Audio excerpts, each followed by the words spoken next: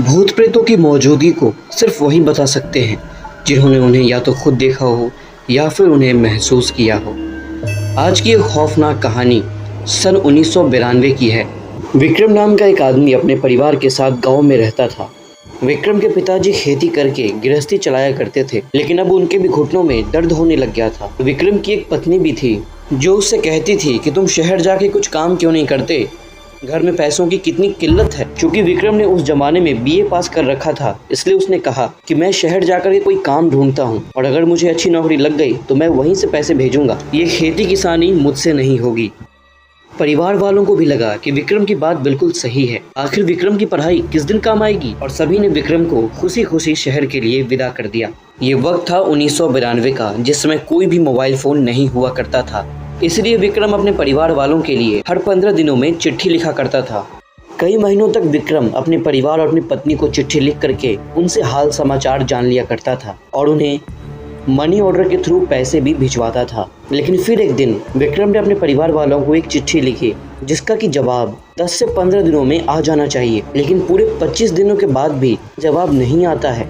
तो विक्रम को थोड़ी चिंता होती है और वो अपने काम से छुट्टी लेकर के अपने घर को निकल जाता है। ट्रेन देर होने की वजह से विक्रम को घर पहुंचते पहुंचते बहुत देर हो जाती है। रात के लगभग 10:30 बजे वो अपने घर पहुंचता है। घर के आंगन में सामने कुर्सी पर विक्रम के पिताजी बैठ करके हुक्का पी रहे होते हैं। बगल में ही उनकी माँ बैठी हुई होती है। दोनों ही विक्रम को देख करके बहुत खुश होते हैं और बोलते हैं, आ गया बेटा, आओ आओ आओ विक्रम आओ। विक्रम खुशी के साथ आगे बढ़ के उनके पैर छूता है और वहीं बगल में बैठ जाता है। तभी विक्रम की पत्नी उसके लिए पानी लेकर के आती है, लेकिन विक्रम को कुछ न कुछ अजीब लग रहा था। उसने देखा कि जब उसकी पत्नी उसे पानी दे रही थी तब वो कहीं और देख रही थी। ऐसा लग रहा था मानो उसके चेहरे पे कोई एक्सप्रेशन ही नहीं है। ना ही विक्रम के पिता और ना ही उसकी माँ उससे ढंग से कोई बात कर रहे थे और सब उसे बड़े ही अजीब नज़रों से घूरे जा रहे थे। विक्रम को लगा कि शायद मैं बहुत दिनों के बाद आया हूँ, इसलिए सब मुझे ऐसे देख रहे हैं। तभी विक्रम के पिता उसे कहते हैं, बेटा विक्रम, अंदर जाकर के मुंह कान तो धो ले। विक्रम ने जवाब दिया, जी बाबूजी, और विक्रम हाथ मुंह धोने के लिए घर के अंदर चला जाता है। अंदर जाते के साथ ही विक्रम अपने पत्नी को खोजने लगता है। चारों तरफ ढूंढ लेने के बाद भी विक्रम को उसकी पत्नी नहीं मिली। विक्रम को समझ में नहीं आ रहा था कि ये हो क्या रहा है। अभी तो विक्रम की पत्नी ने उसे एक गिलास पानी का दिया था, अचानक से घर के अंदर से कहाँ गायब हो सकती है वो।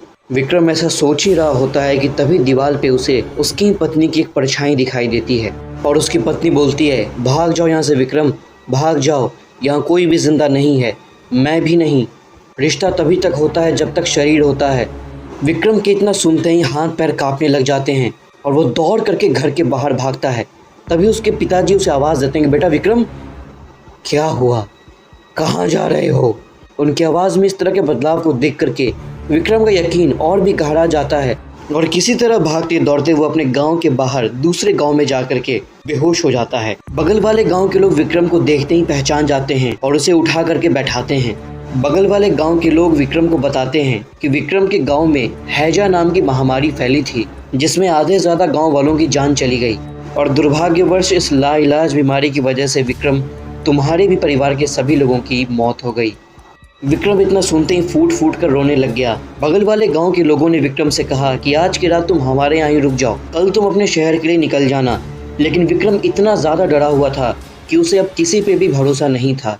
उसे ये तक लग रहा था कि वो लोग जिससे ये फिर से बात कर रहा है वो भी कहीं भूत ना हो। और इसी डर की वजह से विक्रम ने कहा कि नहीं, मेरी रात की अभी ट्रेन है और मुझे अभी निकलना बहुत ज़रूरी है।